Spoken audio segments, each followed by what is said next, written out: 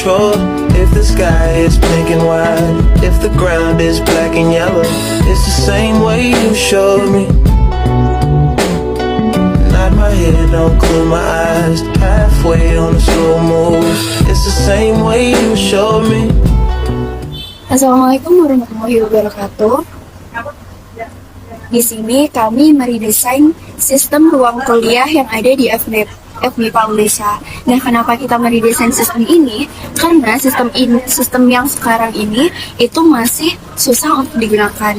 Seperti belum real time, ada beberapa kelas yang bentrokan, kemudian ketika ingin meminjam ruangan, itu masih harus melalui dua platform. Dan itu membuat kesusahan bagi PJ kelas ataupun user.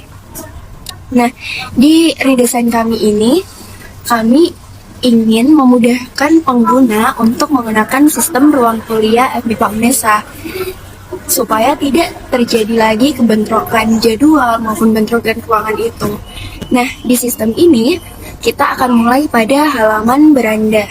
Di sini ada daftar untuk user mendaftarkan data diri mereka sebelum masuk ke sistem Siruli.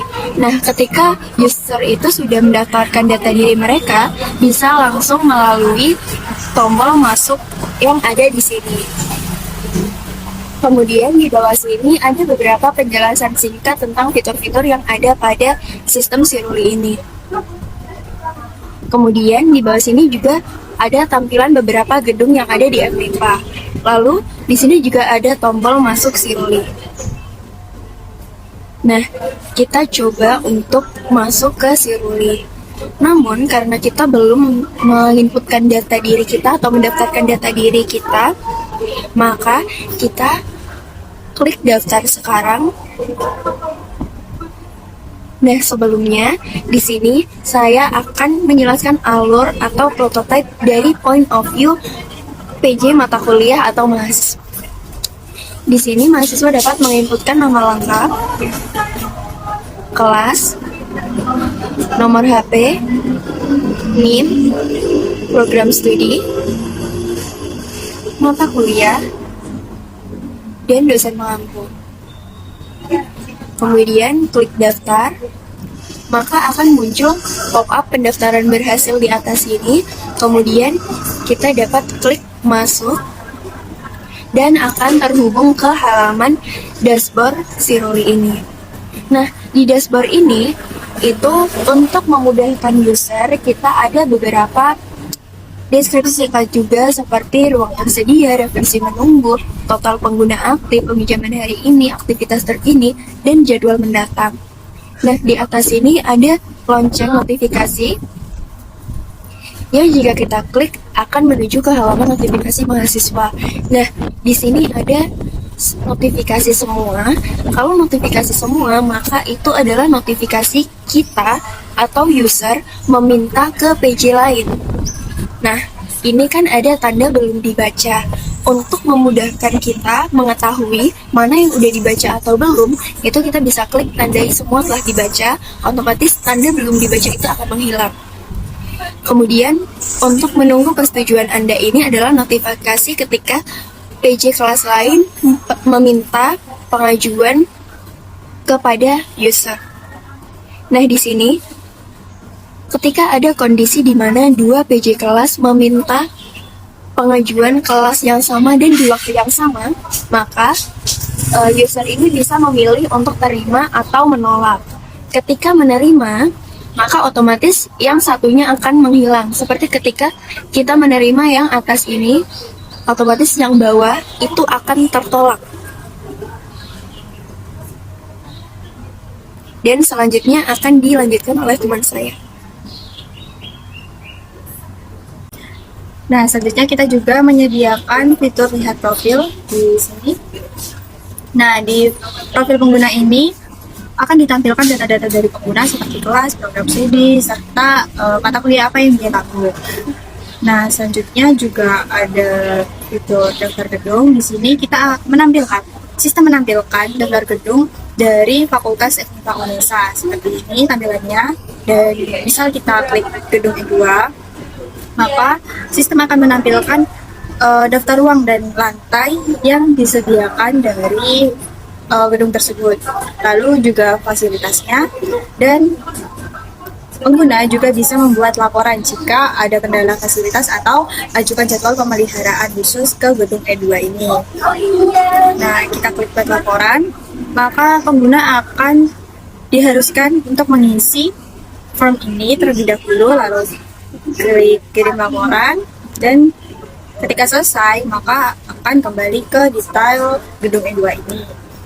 Nah, selanjutnya sistem juga menyediakan pengaturan seperti ini. Informasi personal akan terhubung ke profil pengguna, dan ada notifikasi email dan status booking. Nah, jika keluar maka akan kembali ke beranda ini. Selanjutnya akan dijelaskan oleh teman saya. Nah, selanjutnya ada bagian jadwal ruang. Nah, jadwal ruang sendiri di sini merupakan main fitur dari Siruli, karena mahasiswa sebagai penanggung jawab mata kuliah maupun dosen, user itu dapat melakukan pemantauan ruangan dan memesan ruangan. Pertama-tama mungkin user dapat pilih tanggal terlebih dahulu. Nah, bisa pilih tanggal, lalu pilih gedung, kemudian diterapkan. Nah, maka otomatis tampilan yang ada sekarang merupakan tanggal terbaru yang kita pilih tadi. Coba kita pindah kembali ke tanggal 24, langsung diterapkan, tetap sama, tetap bisa. Coba kita melakukan pemesanan ruangan pada tanggal 14. Nah, di sini terlihat bahwa ada dua tipe ruangan, yaitu ruangan yang tersedia dan ruangan yang dipakai. Nah, ruangan yang tersedia tentunya ruangan yang masih kosong. Kita coba lakukan peminjaman pada ruang yang masih tersedia. Kita klik. Nah, langsung muncul form pengajuan peminjaman yang langsung terisi oleh data user saat ini. User hanya tinggal klik checklist button dan konfirmasi ajukan peminjaman. Nah, pengajuan langsung berhasil karena pengajuan dilakukan langsung pada sistem. Jadi data user akan langsung terupdate pada ruangan tersebut.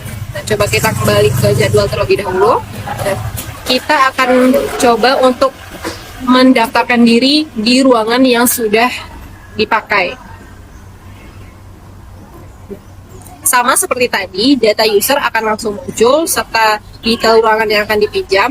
Karena posisinya sekarang kita akan melakukan peminjaman pada ruangan yang sudah dipinjam terlebih dahulu, maka kita harus mengisi alasan peminjaman agar pembooking pertama dapat agar pembooking pertama dapat tahu kepentingan kita untuk meminjam ruangan tersebut.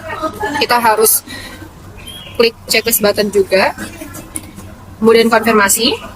Nah, pengajuan sedang diproses. Jadi data diri kita tidak langsung terupdate di spreadsheet karena pembooking pertama harus me-ACC, harus menyetujui peminjaman kita. Nah, kemudian selanjutnya kita bisa kembali ke jadwal ataupun lihat riwayat peminjaman.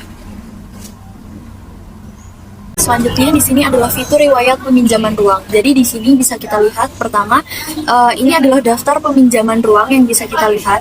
Ada statusnya di sini.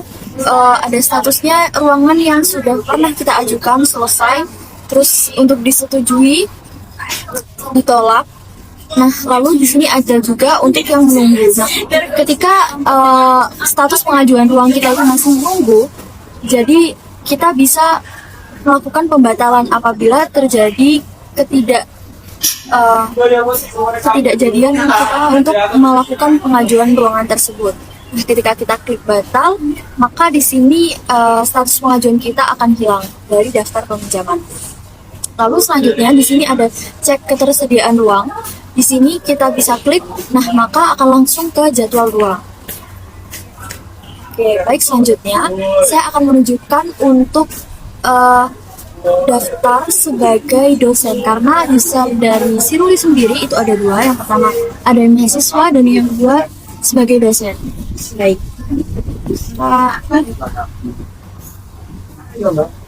masuk karena belum punya akun, maka kita harus daftar sekarang. Nah, kalau kita klik untuk dosen, selanjutnya kita masukkan daftar data diri kita.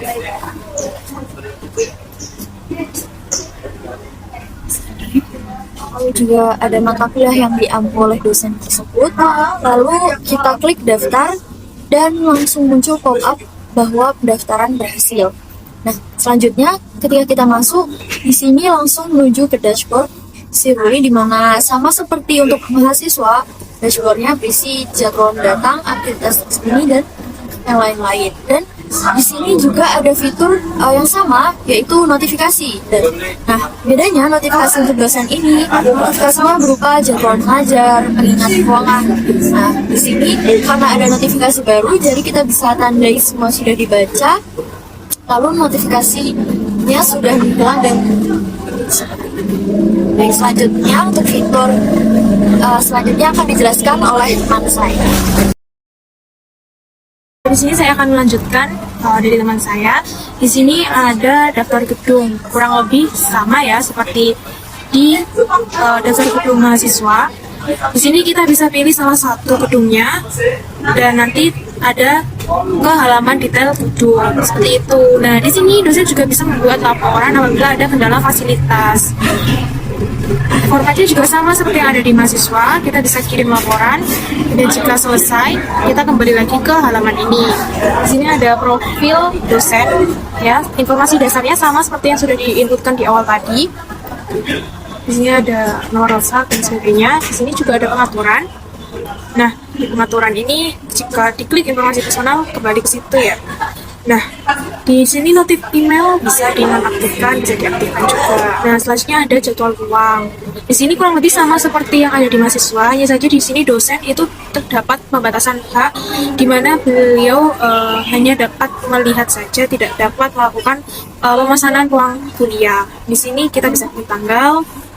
Saya contohkan, kita pilih 26, kita terapkan. Gedungnya juga kita pilih P2.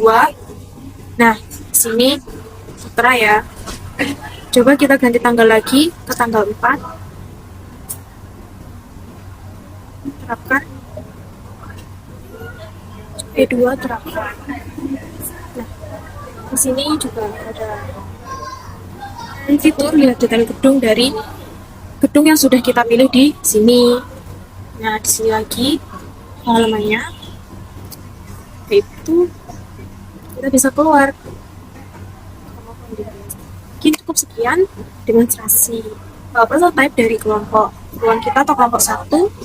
Terima kasih.